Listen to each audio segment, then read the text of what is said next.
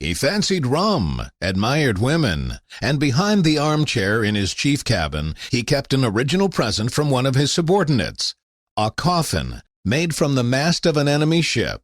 His decisiveness in battle and extraordinary tactics helped Britain rule the seas for an entire century. Vice Admiral Horatio Nelson became the symbol of the naval power of England.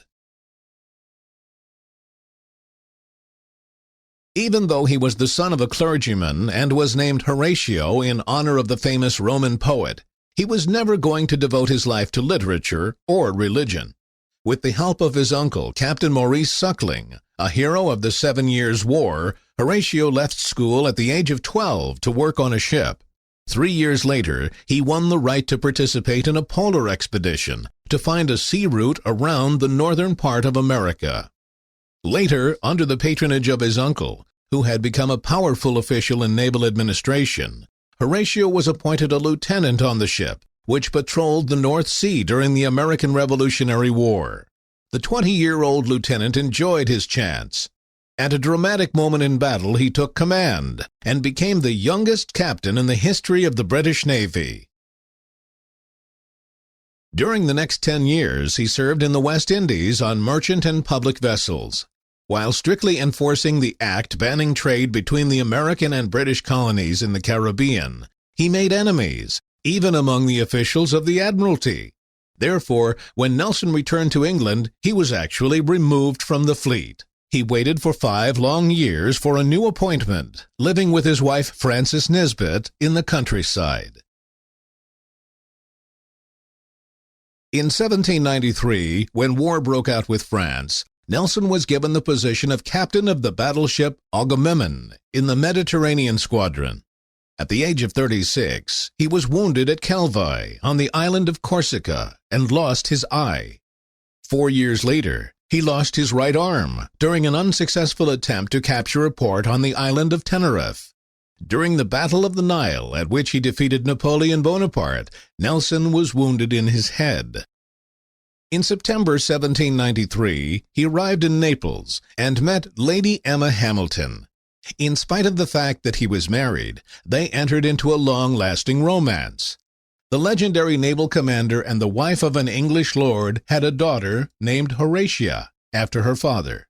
Sir Hamilton never learned about her birth and considered Nelson a true friend of his family until his dying day. After Horatio's death, Emma Hamilton received a rich inheritance.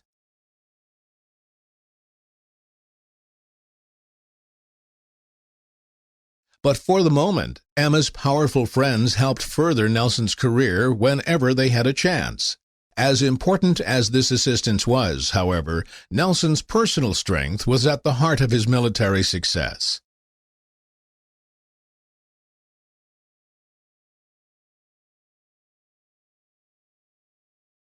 His real fame as a national hero came to Nelson after the battle with the Spaniards at Cape St. Vincent in Portugal.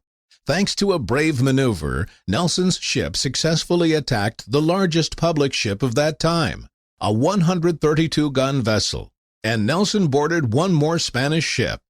As a reward for his battle, Nelson was given the rank of Rear Admiral and knighted as a member of the Order of the Bath. Nelson always knew how to raise the competitive spirit of his crew and cared for his subordinates as nobody else did. They say that once, on the eve of a very dangerous battle, one of the ships in Nelson's squadron was to leave to deliver the mail. A young sailor had gathered letters from the crew, sealed the bag, and, being in a hurry, forgot to put his own letter into the bag. Nelson gave orders for the ship to come back, and the letter was sent.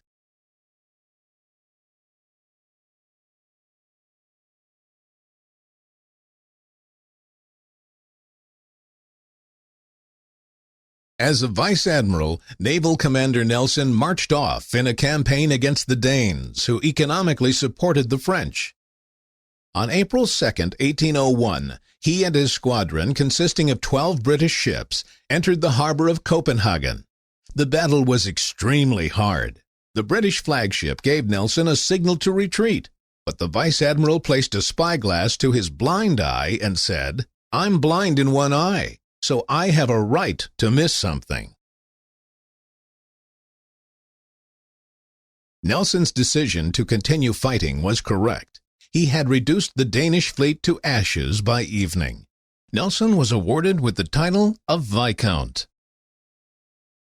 When Britain resumed war with France, Nelson again was at the head of the British Mediterranean squadron. The enemy had managed to avoid decisive action with the British for 2 years. At last, on October 21, 1805, Nelson's squadron met with the combined Spanish-French fleet at Cape Trafalgar to the north of Gibraltar. In this strategic battle, the vice admiral destroyed the enemy. However, a bullet from a French rifleman ended the life of the great naval commander. Before his death, Nelson received a dispatch reporting the total victory of the English fleet, and he pronounced, "I'm satisfied. Thank God, I have done my duty." At Nelson's funeral, a Garter king-at-arms said, "He was a hero who died in the moment of victory and received everlasting fame."